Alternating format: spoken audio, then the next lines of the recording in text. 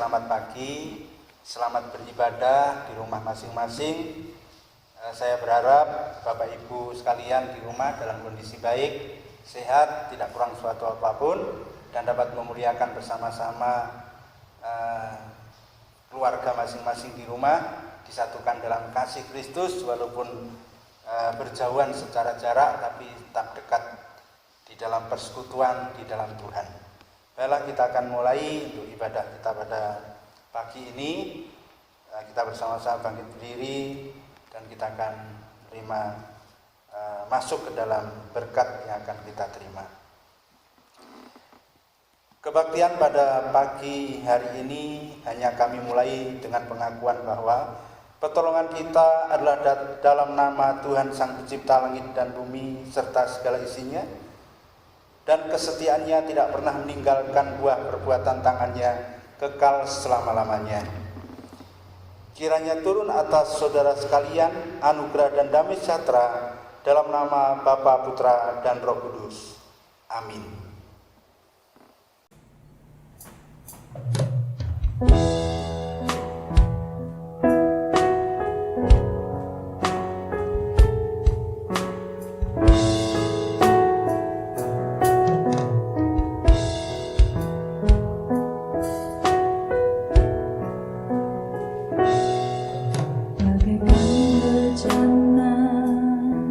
Siap dibentuk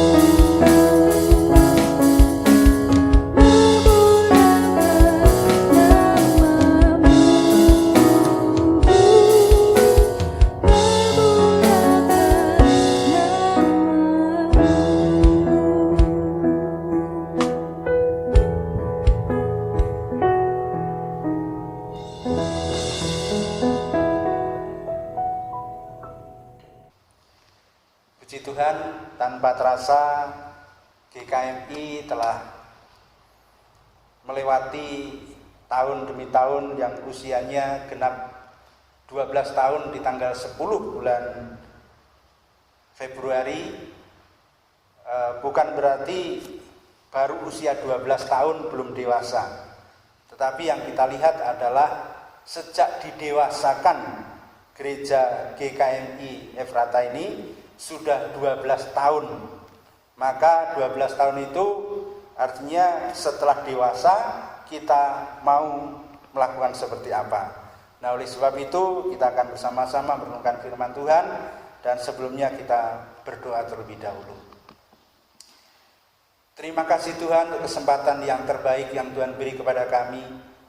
Sekalipun kami masih ibadah di dalam keluarga kami masing-masing, tetapi tidak mengurangi berkat dan sukacita yang dari Tuhan. Terlebih kalau gereja GKMI Efrata ini berulang tahun yang ke-12 di tanggal 10 Februari bulan ini. Ya Tuhan, sepanjang perjalanannya Tuhan telah menyertai, Tuhan telah memberkati. Ada banyak persoalan tapi bisa melewati dan menyelesaikannya. Maka pada hari-hari dan tahun-tahun berikutnya, terlebih di situasi pandemi ini, kami percaya Engkau juga akan menolong supaya gereja GKMI ini menjadi gereja yang semakin maju, bertumbuh dan berkenan kepada Tuhan. Dan pada saat ini kami akan merenungkan kebenaran firman-Mu, sehingga kami semakin diberkati, diperlengkapi, sehingga kami tidak hanya merayakan ulang tahun secara sederhana, tapi kami boleh mengenang dan mengingat kasih-Mu yang luar biasa. Terlebih apa yang harus kami perbuat, itulah yang harus kami selidiki dan kami harus tahu, supaya kami tidak berjalan menurut keinginan kami sendiri, tapi berjalan menurut kehendak dan rencana-Mu. Oleh sebab itu, firman yang kami dengar kiranya akan masuk dalam hati dan pikiran kami, mengubah hidup kami menjadi hidup yang berkenan dan menyenangkan hati Tuhan. Berfirmanlah sebab kami siap mendengarkan firman Tuhan. Haleluya. Amin.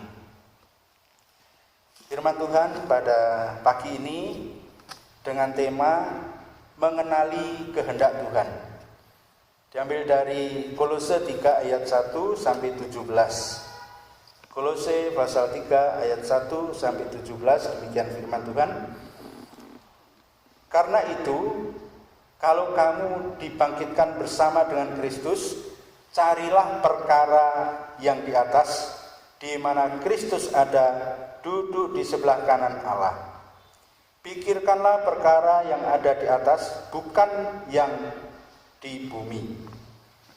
Sebab kamu telah mati, dan hidupmu tersembunyi bersama dengan Kristus di dalam Allah. Apabila Kristus yang adalah hidup kita menyatakan diri kelak, kamu pun akan menyatakan diri bersama dengan Dia dalam kemuliaan. Karena itu matikanlah dalam dirimu segala sesuatu yang duniawi, yaitu percabulan, kenajisan, hawa nafsu, nafsu jahat, dan juga keserakahan yang sama dengan penyembahan berhala. Semuanya itu mendatangkan murka atas orang-orang yang durhaka. Dahulu kamu juga melakukan hal-hal itu ketika kamu hidup di dalamnya. Tetapi sekarang buanglah semuanya itu, yaitu amarah, geram, kejahatan, fitnah, dan kata-kata kotor yang keluar dari mulutmu. Jangan lagi kamu saling mendustai, karena kamu telah menanggalkan manusia lama serta kelakuannya, dan telah mengenakan manusia baru yang terus-menerus diperbarui untuk memperoleh pengetahuan yang benar menurut gambar kalinya. Dalam hal ini tiada lagi orang Yunani atau orang Yahudi, orang bersunat atau orang yang tak bersunat, orang barbar atau orang Skit, budak atau orang merdeka. Tetapi Kristus adalah semua dan di dalam segala sesuatu. Karena itu, sebagai orang-orang pilihan Allah yang dikuduskan dan dikasihinya, kenakanlah belas kasihan, kemurahan, kerendahan hati, kelemah lembutan, dan kesabaran. Sabarlah kamu seorang terhadap yang lain, dan ampunilah seorang akan yang lain apabila seorang menaruh dendam terhadap yang lain, sama seperti Tuhan telah mengampuni kamu, kamu perbuat jugalah demikian. Dan di atas semuanya itu, kenakanlah kasih sebagai pengikat yang mempersatukan dan menyempurnakan. Hendaklah damai sejahtera Kristus memerintah dalam hatimu, karena untuk itulah kamu telah dipanggil menjadi satu tubuh, dan bersyukurlah. Hendaklah perkataan Kristus diam dengan segala kekayaannya di antara kamu, sehingga kamu dengan segala hikmat mengajar dan menegur orang, seorang dengan yang lain, dan sambil menyanyikan mazmur dan puji-pujian dan nyanyian rohani, kamu mengucap syukur kepada Allah di dalam hatimu. Dan segala sesuatu yang kamu lakukan dengan perkataan atau perbuatan, lakukanlah semuanya itu dalam nama Tuhan Yesus, sambil mengucap syukur oleh Dia kepada Allah Bapa kita. Bapak Ibu yang dikasihi oleh Tuhan, mengenali kehendak Allah. Banyak orang berpikir bahwa menurut kehendak Allah itu sesuatu yang mudah. Maka doanya sering berkata, jadilah kehendakmu. Padahal kalau kita mau jujur, menuruti kehendak Allah itu bukan perkara yang mudah. Karena itu bertentangan dengan daging, bertentangan dengan keinginan dan kehendak kita. Maka yang paling enak adalah menuruti kehendak daging, menuruti kehendak diri sendiri, semau-maunya, itu yang paling enak. Tetapi di sini kita akan belajar di dalam firman Tuhan berkaitan dengan jemaat di Kolose. Kalau Paulus menasihati jemaat di Kolose yang pada waktu itu sedang bertumbuh, maka dalam pertumbuhan yang belum lama itu kadang muncul persoalan baru yang cara hidup lama itu masih mempengaruhi di dalam hidup kekristenan. Maka di sini Paulus menegaskan bahwa istilah-istilah hidup lama, hidup baru, kemudian bangkit atau mati, hidup, atas, bawah, bumi, surga, itu diungkap secara bertentangan. Maka kita akan belajar bagaimana kita menjadi orang yang bisa mengenal kehendak Allah, bisa mengerti rencana Allah di dalam kehidupan kita ketika kita mengenal Kristus atau percaya kepadanya. Maka ada beberapa hal yang perlu kita garis bawahi. Yang pertama adalah bagaimana kita mengenali kehendak Allah. Yang pertama, memiliki keterdekatan dengan Allah. Kalau di ayat 3 dikatakan, sebab kamu telah mati dan hidupmu tersembunyi bersama dengan Kristus di dalam Allah. Orang tua dan anak yang memiliki hubungan dekat, anak terutama yang memiliki hubungan dekat dengan orang tuanya, biasanya tumbuh menjadi anak yang mengerti keinginan orang tua, yang mengerti kehendak orang tua. Bahkan menurut penelitian, bayi yang dari lahir itu menyusu kepada ibu, mendapatkan ASI secara langsung, itu beda karakter dan sifatnya nanti dengan anak yang dari lahir tidak menyusu kepada ibu kandungnya. karena kasus-kasus tertentu atau memang tidak bisa keluar ASI gitu. Menurut psikologi, anak yang dekat dengan ibunya mendapatkan asupan gizi dari ASI, tapi juga ada pandangan kasih sayang itu yang akan terus merasuk kepada jiwanya, sehingga anak ini akan tumbuh menjadi anak yang memiliki hubungan yang sangat dekat secara batin, secara nurani kepada orang tuanya. Nah, demikian kalau kita dekat dengan Tuhan,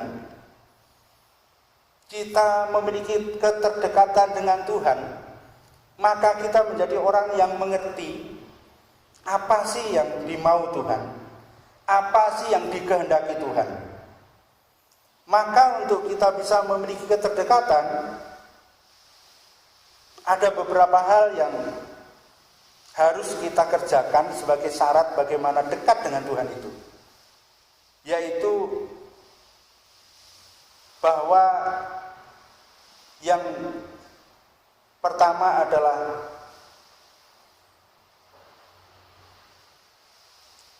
memastikan bahwa kita telah meninggalkan cara hidup lama. Di ayat 5, karena itu matikanlah dalam dirimu segala sesuatu yang duniawi, yaitu percabulan, kenajisan, hawa nafsu, nafsu jahat, dan juga keserakahan yang sama dengan penyembahan berhala. Ini yang menjadi penghalang untuk kita tidak memiliki keterdekatan dengan Tuhan adalah dosa kita.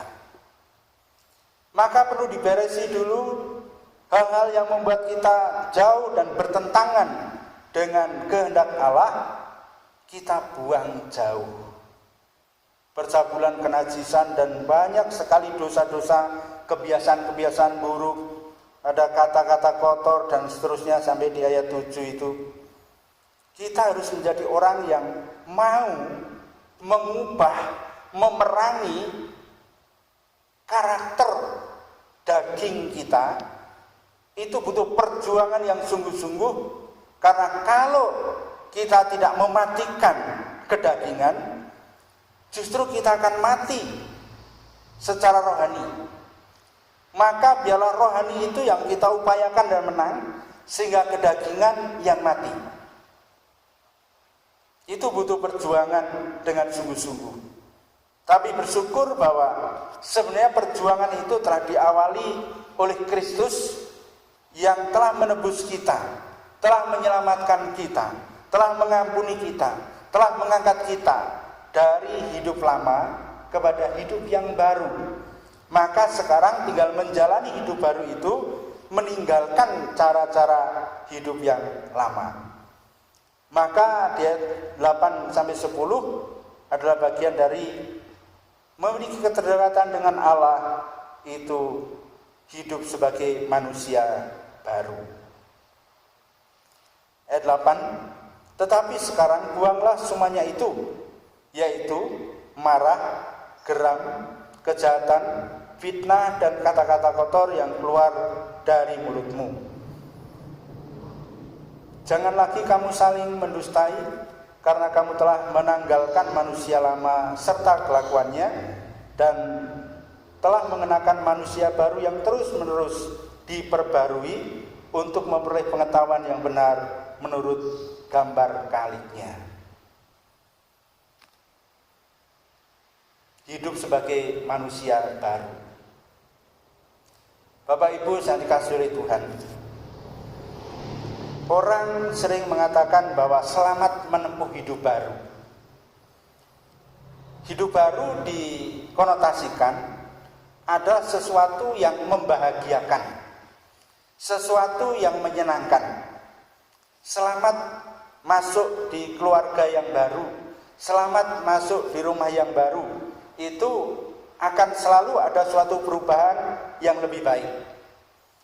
Nah, hidup baru di dalam Kristus itu dikatakan di ayat 8 tadi, itu membuang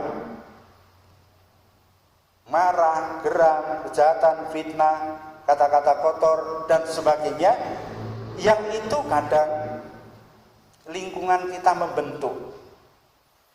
Maka lingkungan yang kebiasaan dengan kata-kata kotor, lingkungan yang jahat, kadang itu lama-lama akan mempengaruhi kebiasaan kita yang semacam itu. Tapi kita ini harus berbeda, kita harus punya cara hidup yang berbeda. Kita perangi itu terlebih dalam diri kita sendiri.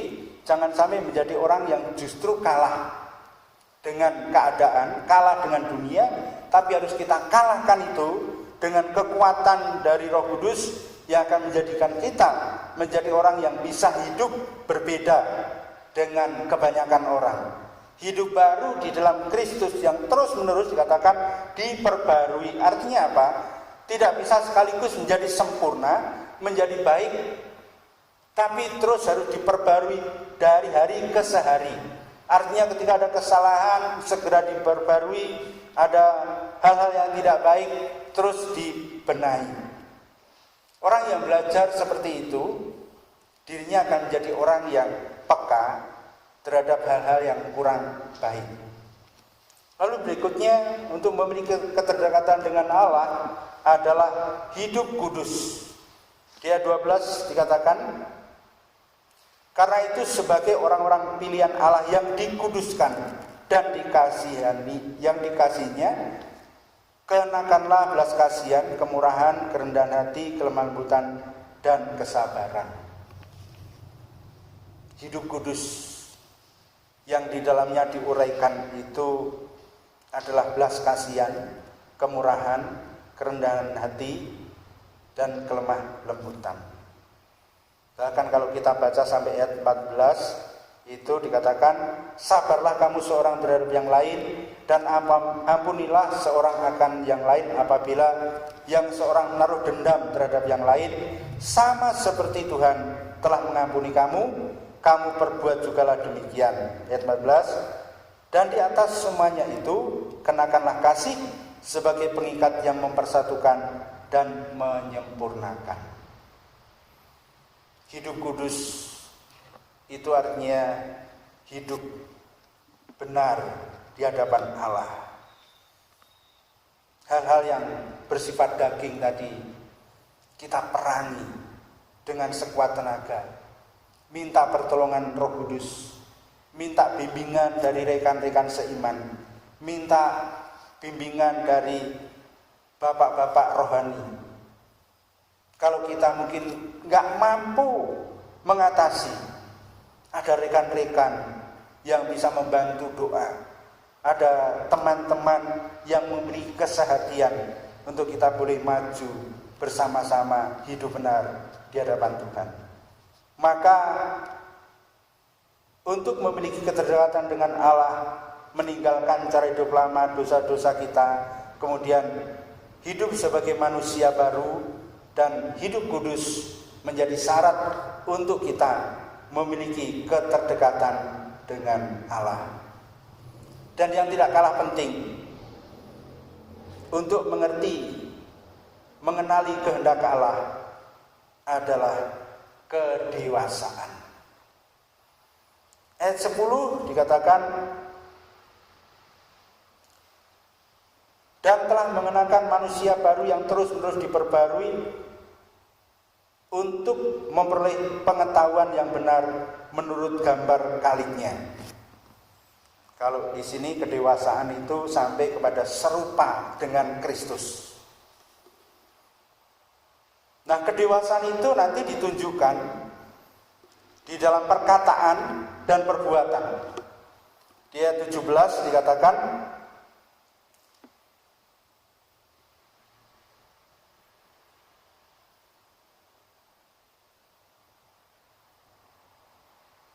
ayat 16, hendaklah perkataan Kristus dengan diam dengan segala kekayaannya di antara kamu, sehingga kamu dengan segala hikmat mengajar dan menegur seseorang akan yang lain, dan sambil menyanyikan mazmur dan puji-pujian dan nyanyian rohani kamu mengucap syukur kepada Allah di dalam hatimu. Kedewasaan di sini tingkatnya adalah sampai sebagai pengajar. Di Ibrani 5 ayat 12,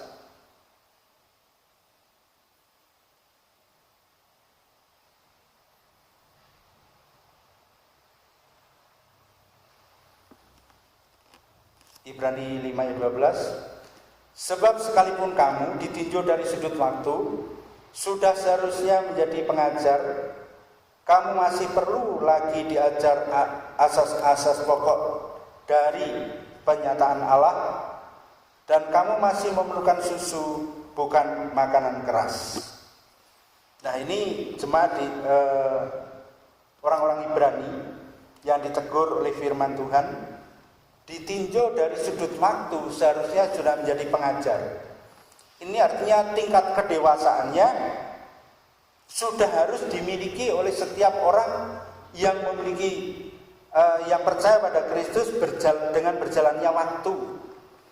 Kalau GKMI Efrata ini usia dewasanya sudah 12 tahun. Artinya sejak dewasa itu artinya kemandirian dalam daya dan teologia, minimal 3 itu. Nah, maka ketika sudah mandiri dalam daya, dana, dan teologia, itu sudah seharusnya menjadi orang yang terus mengajarkan asas-asas pokok iman kepada anak-anak, kepada orang-orang yang baru percaya, sehingga 12 tahun kita tinjau apa yang sudah kita lakukan. 12 tahun apa yang sudah kita kerjakan. Kalau belum, berarti kita masih belum dewasa.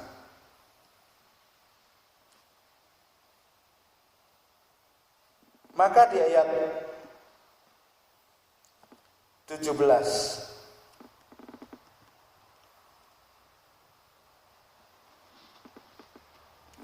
dan segala sesuatu yang kamu lakukan dengan perkataan atau perbuatan, lakukanlah semuanya itu dalam nama Tuhan Yesus sambil mengucap syukur oleh Dia kepada Allah Bapa kita. Dewasa dalam perkataan dan perbuatan.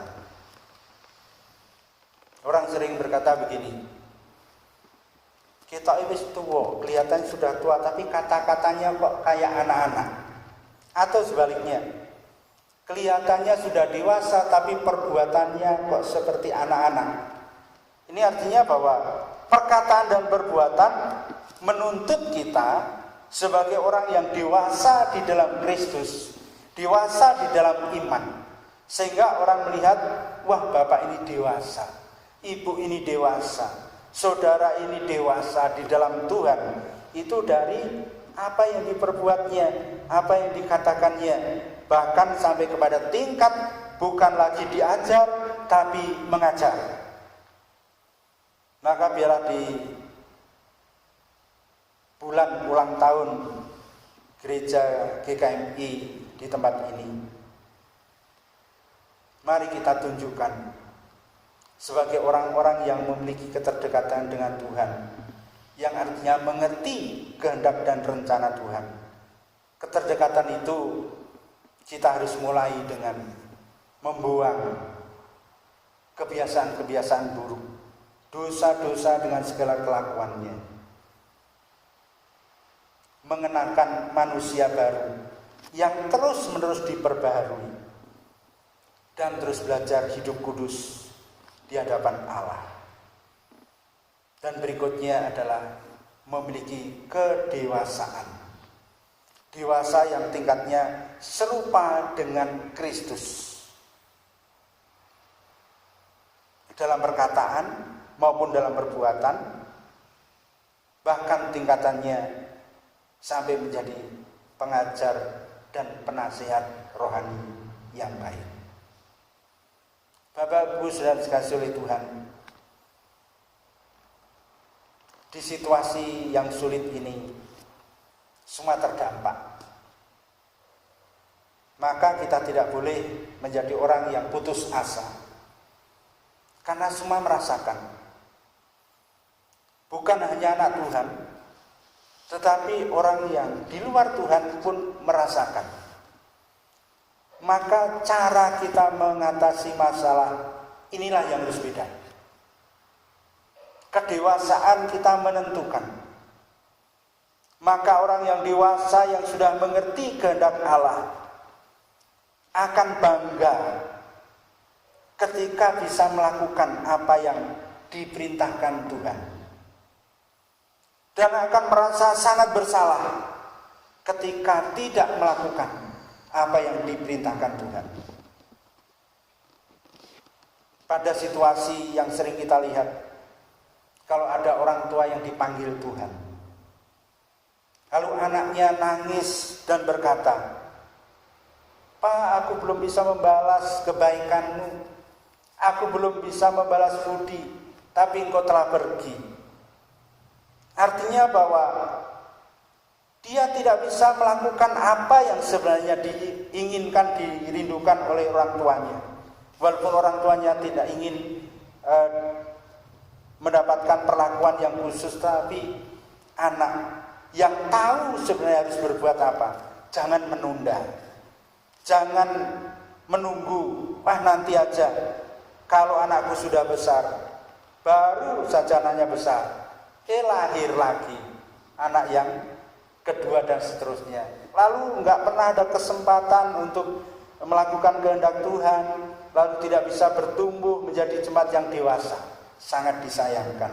Oleh sebab itu, mari kita terus belajar membenahi diri kita, menanggalkan cara hidup lama, mengenakan manusia baru, belajar hidup kudus, dan dewasa dalam perkataan perbuatan, serta menjadi orang yang bisa mengajarkan, menasihati hal-hal yang berguna bagi pertumbuhan iman kita bersama. Amin. Kita berdoa. Ya Tuhan, pada kesempatan pagi ini, betapa kami bersyukur kepadamu karena Tuhan telah menyertai kami sedemikian rupa. Bahkan telah menyelamatkan kami dari segala dosa dan kesalahan kami, dari kenajisan kami, sifat kedagingan kami yang memberontak kepadamu sebagai orang-orang durhaka, yang sepatutnya dimurkai, dihukum. Tetapi Engkau mengasihani kami, Engkau menguduskan kami dengan mati di kayu salib, untuk menebus dosa-dosa dan kesalahan kami. Ya Tuhan, biarlah kami orang yang bisa merasakan anugerah itu, serta mensyukurinya dengan terus hidup dekat dengan Tuhan, dengan meninggalkan cara-cara hidup lama, dan kami mengenakan manusia baru yang Tuhan perbarui, dan hidup kudus sesuai dengan kehendak dan rencana-Mu. Oleh sebab itu ya Tuhan, hidup keterdekatan dengan Engkau, sekalipun kami mungkin tidak bisa ke gereja, tetapi hubungan pribadi dengan Engkau menjadi syarat mutlak untuk kami memiliki keterdekatan dengan Tuhan. Kami memiliki hubungan yang terus-menerus dalam doa-doa secara pribadi bersama dengan keluarga maupun secara online seperti ini. Oleh sebab itu ya Tuhan, biarlah Engkau tolong kami supaya ketika kami mengingat 12 tahun yang lalu gereja kami didewasakan, kami sebagai anak-anak Tuhan yang dewasa secara rohani, biarlah selama 12 tahun ini kami dapat melihat karya-Mu melalui hidup kami. Jika kami belum banyak berkiprah untuk melakukan hal-hal yang baik menurut kehendak-Mu, ya Tuhan, tolonglah kami untuk kami memiliki keberanian untuk menyatakan kehendak dan rencana Allah yang baik di dalam hidup kami untuk kemajuan perkembangan gereja-Mu. Kami menjadi orang-orang yang terus mendukung, menyokong gereja dalam pertumbuhan bersama-sama menuju kepada kesempurnaan seperti yang Tuhan kehendaki. Sehingga kami dewasa dalam perkataan, perbuatan, bahkan dalam pengajaran dan nasihat. Sehingga kami terus bertumbuh di dalam Kristus untuk sebagai anak-anak Tuhan yang memperoleh kemuliaan yang Tuhan janjikan. Terima kasih Tuhan memberkati gerejamu di tempat ini yang tanggal 10 kemarin berulang tahun. Biarlah Engkau akan tolong supaya pelayanan semakin maju. Sekalipun belum ada gembala yang menggembalakan jemaat, tapi biarlah Tuhan akan tolong menjadi gembala yang agung, akan membimbing, mengarahkan majelis, demikian juga pelayan-pelayan yang lain. Tuhan akan terus urapi sesuai dengan tugas dan bagiannya untuk dapat mengerjakannya dengan baik, dengan kekuatan yang dari Tuhan, sehingga terus gereja di tempat ini akan bertumbuh, berkembang, maju di dalam Tuhan. Engkau akan memberkati dan menolong apabila ada persoalan-persoalan kesulitan yang dihadapi. Biarlah cara Tuhan memberkati dan menolong yang ajaib itu dapat kami nikmati, kami rasakan. Oleh sebab itu kami menyerahkannya sepenuhnya ke dalam pimpinan dan kehendak-Mu. Engkau akan memberkati seluruh jemaat yang saat ini masih ibadah secara online di rumah masing-masing. Biarlah di dalam keluarga-keluarga ada misbah yang dibangun, ada persekutuan, ada doa, ada ibadah yang terus-menerus diselenggarakan, sehingga mereka bertumbuh di dalam kekuatan Allah, tidak hanya handal di dalam kehidupan jasmani, kuat di dalam kehidupan jasmani, tapi juga kuat di dalam kehidupan rohaninya. Terima kasih Tuhan, akan memberkati terlebih yang sudah lanjut usia, beri daya tahan tubuh yang baik supaya di masa pandemi ini tidak tertular corona, dan seandainya ada yang terpapar dengan gejala-gejala OTG atau apapun, ya Tuhan Kau akan tolong supaya Tuhan memberikan kesembuhan secara ajaib, sehingga anak-anak-Mu boleh merasakan pertolongan Tuhan yang luar biasa. Anak-anak, ya Tuhan Kau akan memberkati dan menolong, semuanya dilakukan secara online, baik pendidikannya maupun ibadahnya. Tuhan akan memberkati supaya anak-anak kami punya masa depan yang baik, dan berharap Allah yang terus memberi masa depan yang terbaik pula. Terima kasih Tuhan, kami serahkan semua dan kasih-Mu juga untuk lingkungan kami, bangsa negara kami. Tuhan akan memberkati supaya di mana kami tinggal ada damai sejahtera, ada berkat-berkat yang Tuhan limpahkan. Terima kasih Tuhan, di dalam nama Tuhan Yesus kami sudah berdoa dan mengucap syukur. Haleluya. Amin.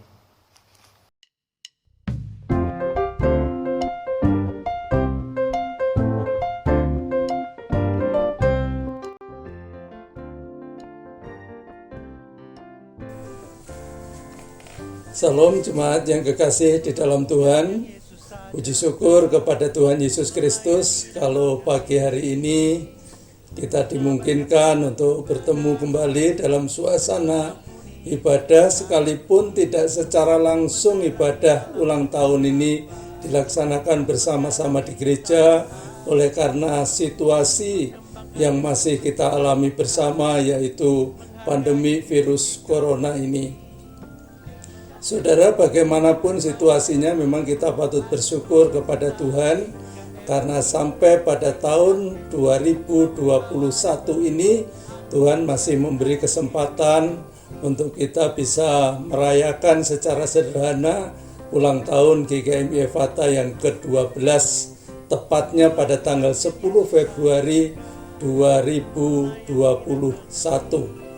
Doa dan harapan saya kepada kita semua keluarga besar GKMI Ephatha supaya hari makin hari dengan bertambahnya usia kita akan semakin tumbuh menjadi jemaat-jemaat yang semakin dewasa di dalam Tuhan, sehingga dalam segala situasi kehidupan ini tidak akan mempengaruhi kesetiaan dan ketaatan kita kepada Tuhan. Dan kita akan terus belajar untuk membuktikan sikap yang dewasa itu dalam tindakan maupun dalam ucapan kita, sehingga GKMI Ephatha akan terus menjadi gereja yang semakin maju, bertumbuh, berkembang, diberkati, dan sekaligus menjadi berkat bagi pelayanan pekerjaan Tuhan. Marilah saudara, kita akan terus berdoa supaya kita tetap akan mewujudkan sebagai keluarga besar GKMI Ephatha yang hidup saling mengasihi satu dengan yang lain, saling memberikan dorongan untuk kita terus semangat dalam menghadapi segala kenyataan hidup ini.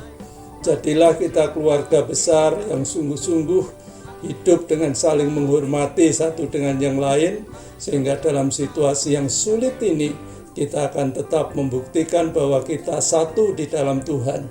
Dan biarlah kita akan terus berjuang dalam pelayanan pekerjaan Tuhan.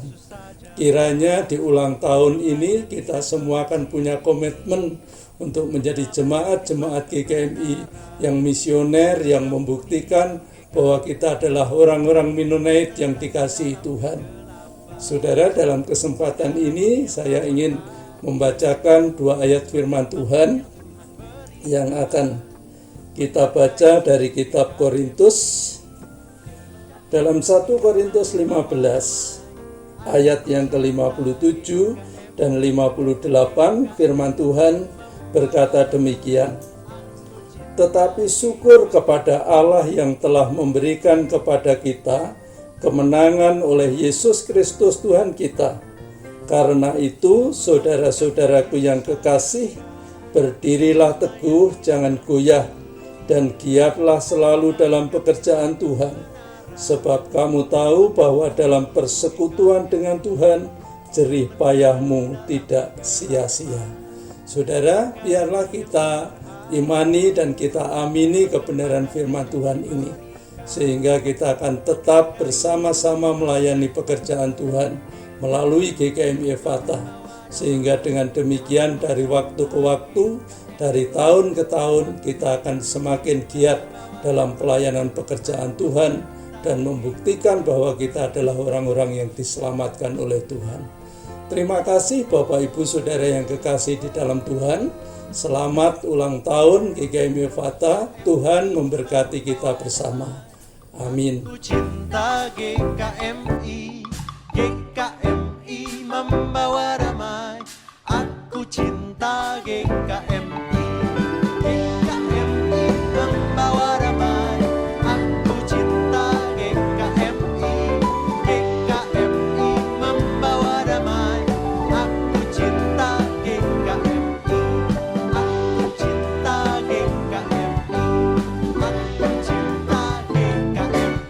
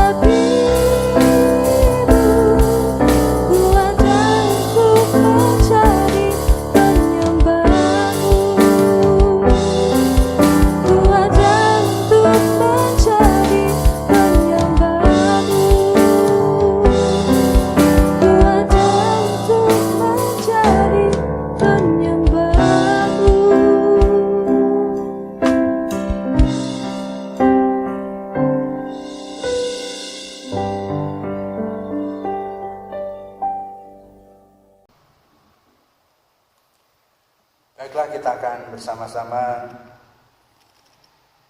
mengakhiri ibadah kita pada pagi ini. Kita bangkit bersama-sama. Kita akan mengakhiri seluruh rangkaian ibadah kita pada pagi ini dan terimalah berkat. Tuhan memberkati engkau dan melindungi engkau. Tuhan menyinari engkau dengan wajah-Nya dan memberi engkau kasih karunia. Tuhan menghadapkan wajah-Nya kepadamu dan memberi engkau damai sejahtera dari sekarang sampai selama-lamanya. Amin.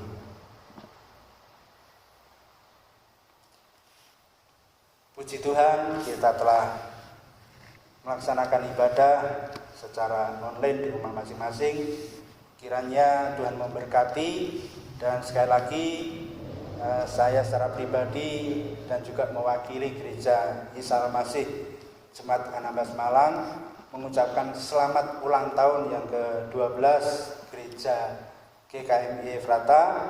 Kiranya gereja di tempat ini semakin bertumbuh, berakar kuat di dalam Tuhan untuk dipakai bagi alat kemuliaan-Nya. Tuhan memberkati, menolong pergumulannya, dan kami percaya Tuhan terus akan memberi yang terbaik bagi gerejanya di tempat ini.